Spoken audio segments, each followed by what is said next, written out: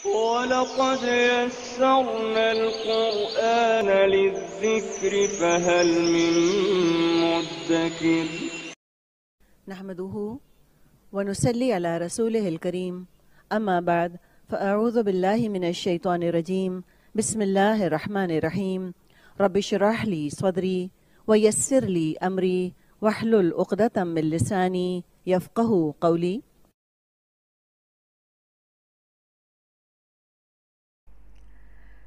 282 یا ایہا اے الذین لوگو جو یا ایہا الذین آمنو ایمان لائے ہو اذا جب تداینتم لین دین کرو تم دال یا نون مادہ ہے الف نے لین دین کا معاملہ اس نے پیدا کر دیا اس الف نے جیسے پیچھے بھی آپ اس الف کا اثر دیکھ رہی تھیں کہ دو پارٹیز کی بات کی جا رہی ہوتی ہے تداینتم لین دین کرو تم بدین قرض کا دال یا نون مادہ ہے دین الا تک اجل وقت مسمن نام رکھا جانے والا سین میم واو مادہ ہے الا اجل مسمى ایک وقت تک نام رکھا جانے والا تو اکتبو تم لکھ لو کاف تابا مادہ ہے کتب جس سے لفظ بنتا ہے فاکتبوہ تو تم لکھ لو اسے اور لیکتب چاہیے کہ لکھے ولیکتب بینکم بینا درمیان کم تمہارے کاتبن ایک لکھنے والا بی ساتھ العدلی انصاف کے بالعدل اور لا چاہیے کہ نہ یأبا انکار کرے حمزہ با یا مادہ ہے کاتبن لکھنے والا ان کہ یکتبہ وہ لکھے کما جیسا کہ ک پلس ما علمہ سکھایا ہو اس کو اللہ نے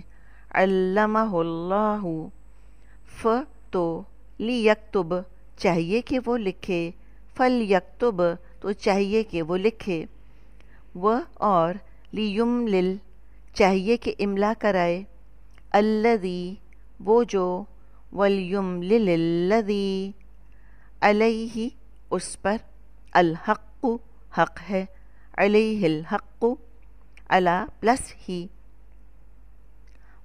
اور لیتقی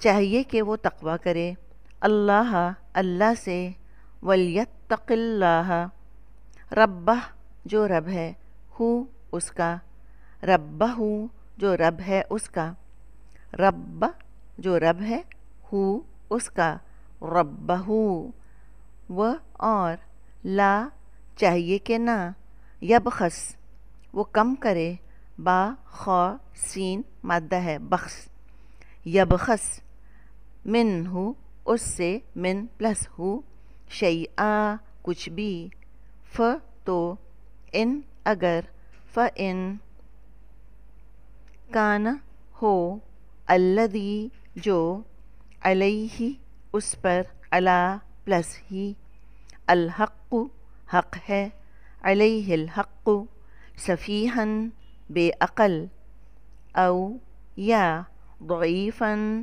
کمزور ضاد عین فا مادہ ہے او یا لا نہیں یستطیع وہ استطاعت رکھتا پہلے بھی لفظ آ چکا ہے تو واو عین مادہ ہے ان کہ یمل وہ املا کرائے یمل میم لام لام مادہ ہے ان یمل ہوا وہ خود تو لیملل چاہیے کہ املا کرائے فلیملل ولیو مختار ہو اس کا ولیہو مختار اس کا بی ساتھ العدلی عدل کے بالعدل اور استشہدو تم گواہ بنا لو شین ہا دال مادہ ہے. شہیدینی دو گواہ.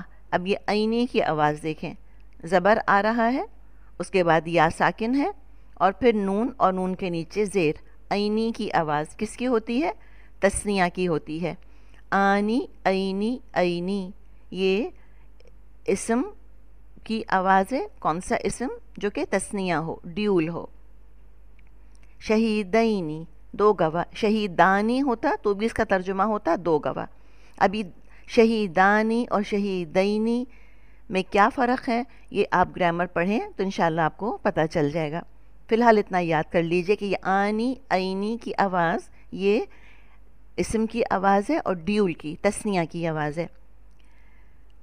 شہیدینی دو گواہ. من سے رجالی مردوں, کم اپنے, من رجالکم مردوں میں سے اپنے, ف تو, ان اگر, لم نہ, فَإِلَّمْ تو اگر نہ, یکونا ہوں, رجلینی دو مرد. یہ عینی کی آواز دیکھیں, شہیدینی رجلینی. ف تو رجلن ایک مرد, فرجلن تو ایک مرد. یہ پیچھے آپ نے الرجال پڑھا تھا وہ جمع ہے, رجل یہاں پر آ رہا ہے واحد ہے, تو واحد پتہ چل گیا رجل, جمع پتہ چل گیا رجال, تو تثنیہ کیا ہے؟ رجلینی. رجلانی بھی ہوگا, رجلینی بھی ہوگا. فرجلن تو ایک مرد, وہ اور, امرأتانی دو عورتیں. یہ آنی کی آواز دیکھی آپ نے, تثنیہ کی آواز ہے, اسم کی اور تثنیہ کی.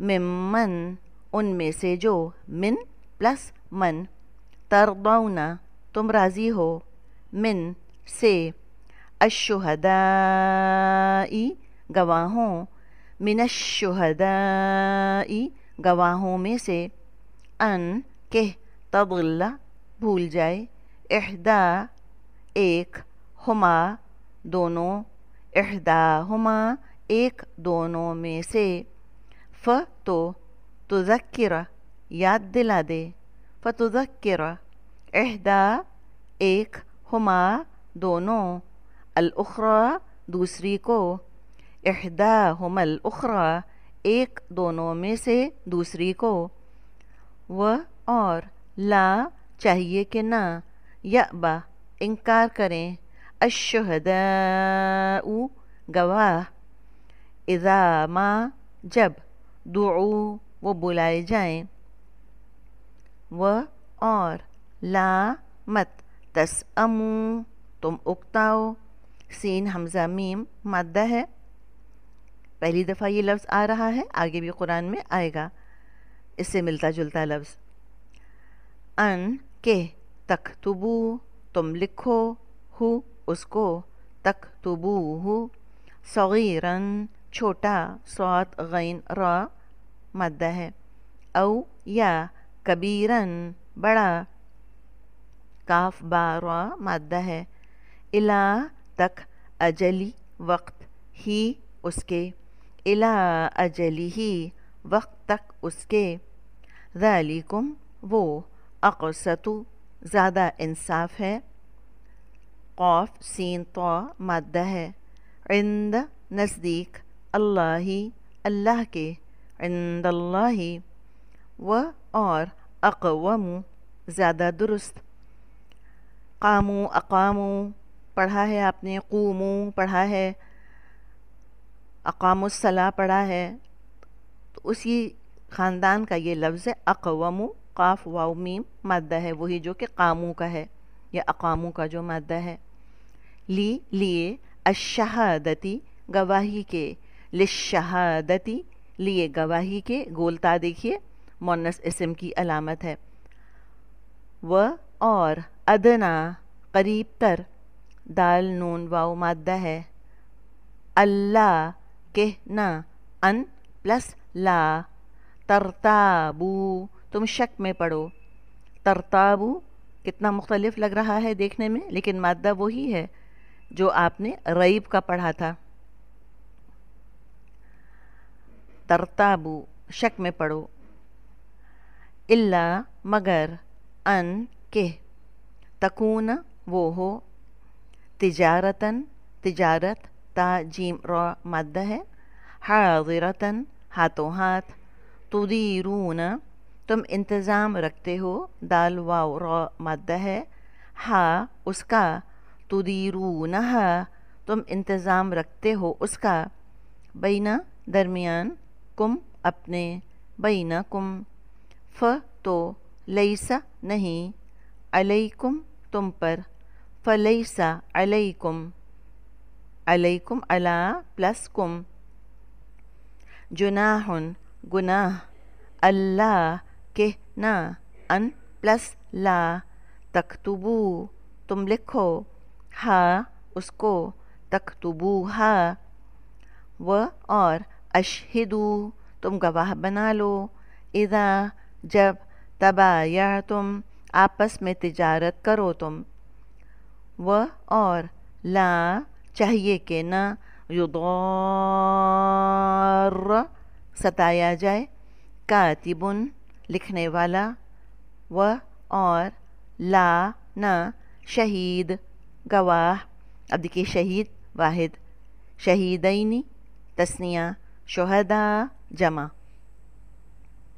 व और, इन अगर, तफ़अलू तुम करोगे, फ तो, इन बेशक, हु वो, फ़इन्नहु फुसूक़ुन गुनाह है, बिकुम साथ तुम्हारे, व और, इत्तक़ू तुम तक़वा करो, अल्लाह अल्लाह से, वत्तक़ुल्लाह व और, युअल्लिमु सिखाता है, कुम तुमको, अल्लाहु अल्लाह, युअल्लिमुकुमुल्लाहु व और, अल्लाहु अल्लाह, वल्लाहु बिकुल्ली हर, शैइन चीज़ का, अलीम इल्म रखने वाला है। नहमदुहु व नुसल्ली अला रसूलिहिल करीम, अम्मा बाद, फ़अऊज़ु बिल्लाहि मिनश शैतानिर रजीम, बिस्मिल्लाहिर रहमानिर रहीम, रब्बि इश्रह ली सदरी व यस्सिर ली अमरी वहलुल उक़दतम मिन लिसानी यफ़क़हू क़ौली, रब्बि यस्सिर व ला तुअस्सिर व तम्मिम बिल खैर, अल्लाहुम्मा इन्नी अस्अलुका इल्मन नाफ़िआ व रिज़्क़न तय्यबा व अमलन मुतक़ब्बला, या मुक़ल्लिबुल क़ुलूब सब्बत क़ल्बी अला दीनिक, आमीन या रब्बुल आलमीन। अस्सलामु अलैकुम व रहमतुल्लाहि व बरकातुहू। अल्लाह सुब्हानहू व तआला की तौफ़ीक़ और अल्लाह ताला की रहमत के साथ हम अपने लेसन सूरत अल-बक़रा की आयत नंबर 282 का आगाज़ करेंगे, इस नियत के साथ कि अल्लाह सुब्हानहू व तआला इसे हमारे लिए पढ़ना, इस पर अमल करना और अमल के साथ इसे दूसरों तक पहुँचाना आसान कर दें। अपने लेसन को देख लेते हैं। बहुत ही गौर व फ़िक्र आयत है, आयत नंबर 282, लेकिन हम इसका मुख्तसर जायज़ा लेंगे इंशाअल्लाह, मुख्तसर तफसीर के साथ। तो अपने लेसन को देख लेते हैं कि अल्लाह सुब्हानहू व तआला ने इसमें हमारे लिए क्या अहकामात रखे हैं। तर्जुमा देख लेते हैं आयत का, जैसे कि अल्लाह सुब्हानहू व तआला फरमा रहे हैं, बिस्मिल्लाहिर्रहमानिर्रहीम, कि ए ईमान वालो, जब तुम आपस में एक दूसरे से मिआद मुकर्रर पर कर्ज का मामला करो तो इसे लिख लिया करो, और लिखने वालों को चाहिए कि तुम्हारा आपस का मामला अदल से लिखे। कातब को चाहिए कि लिखने से इनकार ना करे जैसे अल्लाह ने इसे सिखाया है, बस इसे भी लिख देना चाहिए, और जिसके ज़िम्मे हक हो वो लिखवाए और अपने अल्लाह से डरे जो इसका रब है, और हक में से कुछ घटाए नहीं। हाँ, जिस शख्स के ज़िम्मे हक है वो अगर नादान हो या कमज़ोर हो या लिखवाने की ताकत नहीं रखता हो तो इसका वली अदल के साथ लिखवा दे, और फिर और अपने में से 2 मर्द गवाह रख लो। अगर 2 मर्द ना हो तो 1 मर्द और 2 औरतें जिन्हें तुम गवाहों में से पसंद कर लो, ताकि एक की भूल चूक को दूसरी याद दिला दे। और गवाहों को चाहिए कि वो जब बुलाए जाएं तो इनकार ना करें, और कर्ज को जिसकी मुद्दत मुकर्रर है, हवा छोटा हो या बड़ा हो, लिखने में काहली ना करो। अल्लाह के नज़दीक ये बात बहुत बहुत इंसाफ वाली है, और गवाही को भी दुरुस्त रखने वाली है, और बहुत करीब है اس سے کہ تم شک میں نہ پڑو۔ ہاں یہ اور بات ہے کہ وہ معاملہ نقد تجارت کی شکل میں ہو یا آپس میں تم لین دین کر رہے ہو تو تم پر اس کے نہ لکھنے میں کوئی گناہ نہیں۔ خرید و فروخت کے وقت بھی گواہ مقرر کر لیا کرو، اور یاد رکھو کہ نہ تو لکھنے والے کو نقصان پہنچایا جائے نہ گواہ کو، اور اگر تم یہ کرو تو یہ تمہاری کھلی نافرمانی ہے۔ اللہ سے ڈرو، اللہ تمہیں تعلیم دے رہا ہے اور اللہ ہر چیز کو خوب جاننے والا ہے۔ یہاں پر دیکھیں کہ جب سودی نظام کی سختی سے ممانعت ہے اور صدقات اور خیرات کا اللہ سبحانہ و تعالیٰ کی طرف سے حکم ہے، تو پھر ایسے معاشرے میں قرضوں کی بہت ضرورت پڑتی ہے، کیونکہ سود تو ویسے ہی حرام ہے اور ہر شخص صدقہ و خیرات کی استطاعت نہیں رکھتا۔ اس طرح ہر شخص صدقہ لینا پسند بھی نہیں کرتا، پھر اپنی ضروریات و حاجات پوری کرنے کے لیے قرض ہی باقی رہ جاتا ہے۔ اس لیے احادیث میں قرض دینے کا بڑا ثواب ہے۔ تاہم قرض جس طرح ایک ناگزیر ضرورت ہے، اس میں بے احتیاطی یا تساہل جھگڑوں کا باعث بن جاتا ہے۔ اس لیے اس آیت میں، جسے آیت الدین کہا جاتا ہے اور جو قرآن کی سب سے لمبی آیت ہے، اللہ تعالیٰ نے قرض کے سلسلے میں ضروری ہدایات دی ہیں امت مسلمہ کو، تاکہ یہ بغیر وجہ کی جو لڑائی جھگڑے ہوتے ہیں اس کا باعث نہ بنے۔ اس لیے ایک حکم یہ دیا گیا کہ مدت کا تعین کر لو، دوسرا یہ کہ اسے لکھ لو، تیسرا یہ کہ اس پر مسلمانوں میں سے 2 مرد یا 1 مرد اور 2 عورتوں کو گواہ بنا لو۔ اور اگر اب عورتوں کو بلانا پڑے گواہی کے لیے تو ان عورتوں کو بلاؤ جن کا تمہیں پتا ہے کہ وہ گواہی دے سکتی ہیں۔ ایسی عورتیں جو مضبوط ہیں، ثابت قدم ہیں، جھوٹی نہیں ہوں، مکر نہ کرنے والی ہوں۔ یہ ایک مرد کی جگہ 2 عورتیں کیوں بلائی جائیں؟ کیا یہ تعصب ہے؟ تو بعض عورتیں جن کو اپنی تعلیم پر غرور ہے اور بہت خود اعتماد ہیں، وہ بہت اس بات پر بولتی ہیں کہ اسلام نے عورتوں کو صحیح حقوق نہیں دیے۔ کئی فارم پر جا کر یہ کہتی ہیں کہ ہماری گواہی عادی ہے تو پھر ہم پوری نمازیں کیوں پڑھیں یا روزے پورے کیوں رکھیں؟ اسلام کو بدنام کرنے والی عورتیں۔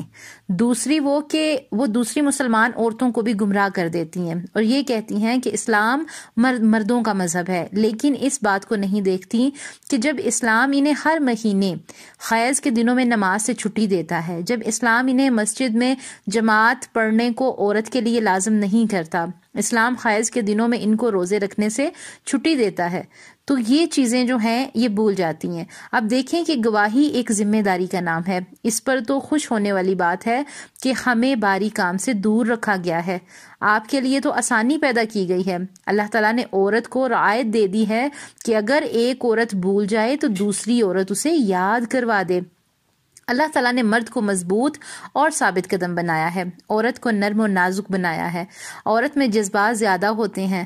عورت اور مرد میں جسمانی طور پر فرق ہے، عورت اور مرد کی ذمہ داریوں میں فرق ہے۔